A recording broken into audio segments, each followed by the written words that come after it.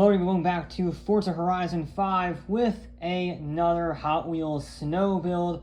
And this will be a little bit of a two-parter because the Nissan Definitely Not 400Z is coming to the game next week if I get my recordings in order and I schedule this right. We'll see, there's always that possibility of effing up, but if all goes to plan, I'll have the Nissan 240Z this week, and then next week will be the Nissan 400Z. So yeah, I think that's gonna be the plan. If we're gonna go for a rally build with the 240, you gotta have the Safari Rally paint job. It's just a law. It would be unethical. Now we do have a nice Rocket Bunny kit. I honestly want this one more. I know that's like the thing, but this is more true to the Safari kit. We're gonna see if I can get the same tire. If I need to get bigger tire sizes, I guess I'll go with the body kit, the Rocket Bunny. But I really want to use that one. But I think this might be bigger. Damn. Alright, it's the same front tires, but the back tires are a little bit bigger. Okay, we'll go with the Rocket Bunny. Fine. We get some puny little ducktail. I want a big, like, crazy, stupid wing. We are going to need rally suspension, not that it's that much higher off the ground. It's a very slammed rally car. This one is going to be very light, 2,000 pounds. So this is going to be similar to the Lotus, I think, in the sense that, well, it's going to be very light and not very powerful because we are halfway through B class with less than 200 horsepower. And we're in A class with 242. We're going to need engine swap, but let's see what we got. 3.2 liter i6, 6.2 liter V8. I mean, that would be sacrilegious. I kind of want to do that. Turbo Rally, or that's the RB26, isn't it? I think it is, if I remember my engines. Why not? Why not? Let's just go with that. I think this will be plenty for us. Of course, I will say, I might actually have to go with the 2JZ, to be honest. I might have to commit to sacrilege, because we might not, yeah, does this engine seriously get 800 horsepower and that's it? Is this the most pathetic engine of all time? Bro, your engine game is weak. Alright. We're going for the 2JZ. Sorry, fans of Mazda, but we need the 1,064 horsepower. That's too much. That's also too much. Okay. You. God damn it. Okay. Where's my... I need... There we go. 1,064 horsepower, 2,227 pounds, 755 foot-pounds of torque. I thought this wouldn't be as powerful as the Elise on the fact it was, halfway through B class with 200 horsepower. This is very powerful. This is a bit like in between the Javelin and the Civic in terms of vehicle type per horsepower. And it has no front aero. Question. Would it be better to put on the Forza kit? I know I have to put all this stuff back on. But then I can get a front wing. That's what I'm thinking. Oh, that's still good. Oh, nope. There we go. I think we are all set now. I need to get bigger tires because 255s versus 285s. I'm only at 10 millimeters off. Not that big of a deal. And I can have a front wing. And I can have Forza Aero. And I can have rally things, and I can have spotlights, which automatically makes it a win. we're also going to have even more horsepower, 1,127. I think we're 5 pounds lighter, and we have more power, and we have front aero. I think that was a good call. Full disclosure, when I put the 7-speed in this, it said it did 207 miles an hour, and I thought, oh wow, we have long gear ratios, I don't have to worry about it. This thing still has incredibly short gear ratios, and it does 0 to 150 miles an hour in 7 seconds. This thing might actually stand a chance of going really fast. It has good size tires, not great, but good size. It is incredibly light, and it has a monumental amount of horsepower. So it's not at the same grip level as the Lotus, which was just absurd. But it might be able to get its speed up, 118 miles an hour down that very short straight. I missed the braking point a little bit. But 118 down there, that's just stupid acceleration. I can do it in any gear, pretty much. I mean, I was accelerating there in 4th gear. Look at the thing is so stupidly fast. And then if I just brake, I leave it in 3rd because it doesn't matter. I can just accelerate to any speed that I want in any gear that I want. I mean, look at this. This is stupid. 110 in 6th gear. I don't know what gearbox swaps do these days in Forza. I've given up trying to keep track of the craziness that happens with the gearbox swap. But, it's properly crazy. These things are acceleration monsters. So, this has the most downforce of any car in a while, because it actually has the body kit with the, so it gets the bigger tires and it has the Force Aero, which is a rare combination. So it's got a good amount of grip, I think, despite the relatively skinny tires. I don't know why I shifted it down to 2nd. I would never use that gear except off the launch, and even then I can probably launch it in 3rd. A little bit skewy on the approach to the gate, but we managed. Now I cannot go flat out up here. 122. I'm gonna get on the brakes. I left the skills on. I was doing the Force-a-thon. My apologies, people. I just realized that, which goes to show the concentration it takes to drive this course, considering I just now noticed that those things have been on the entire time. But okay, it's fine. We're gonna have this is actually a pretty solid run. Out of all the first runs, no, I had to say something. I just had to say something. I was like, oh, this is a pretty good run. Can I recover this? Nope, okay.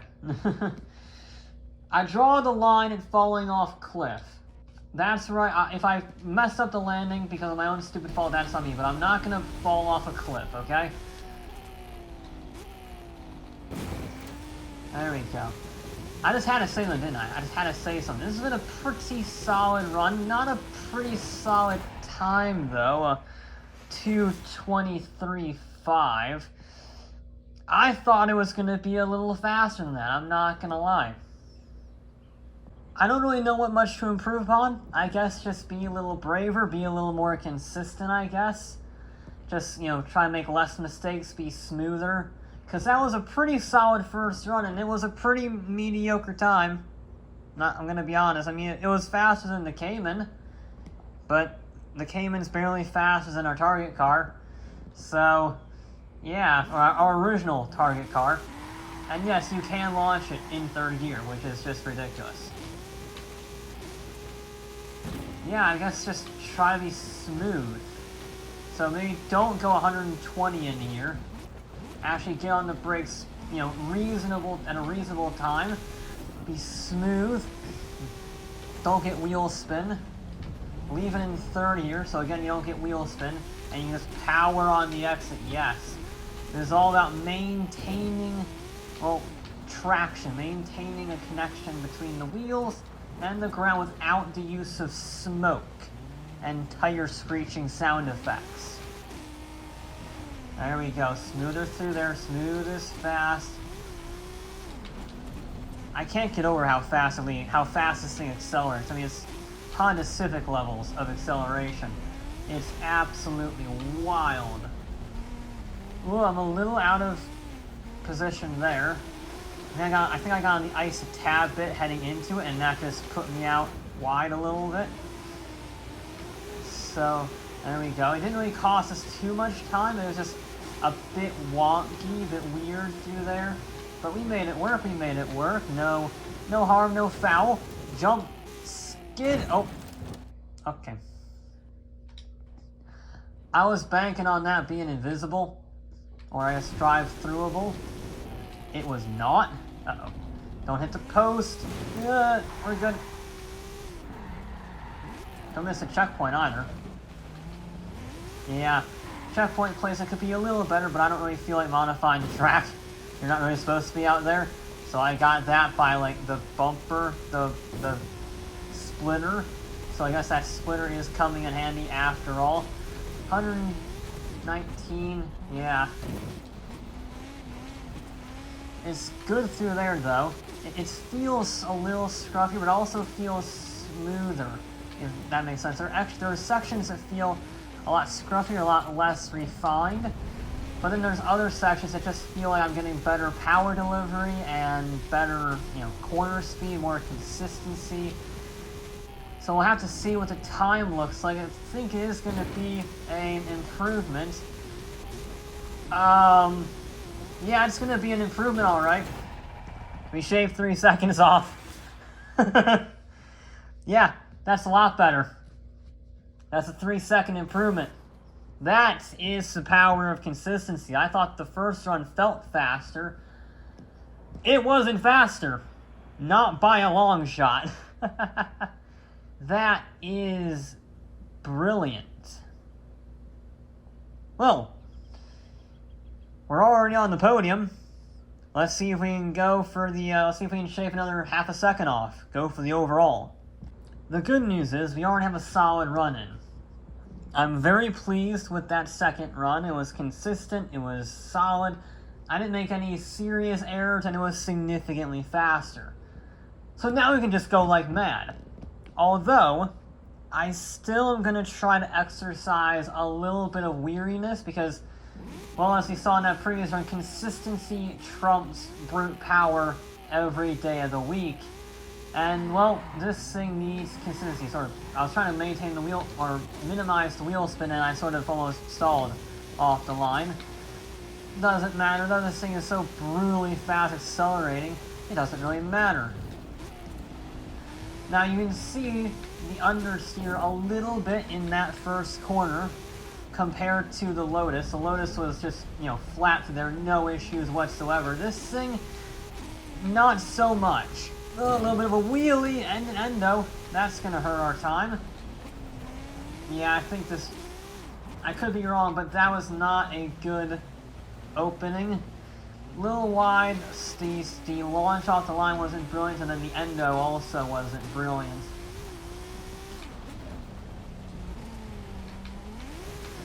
Let's just try to be as consistent as possible. Yeah, you see I hit that ice there a little bit. And that just puts you out a little bit wider than you think. It's only the rear left corner that actually hits the ice, but it's just enough to put you out of position slightly.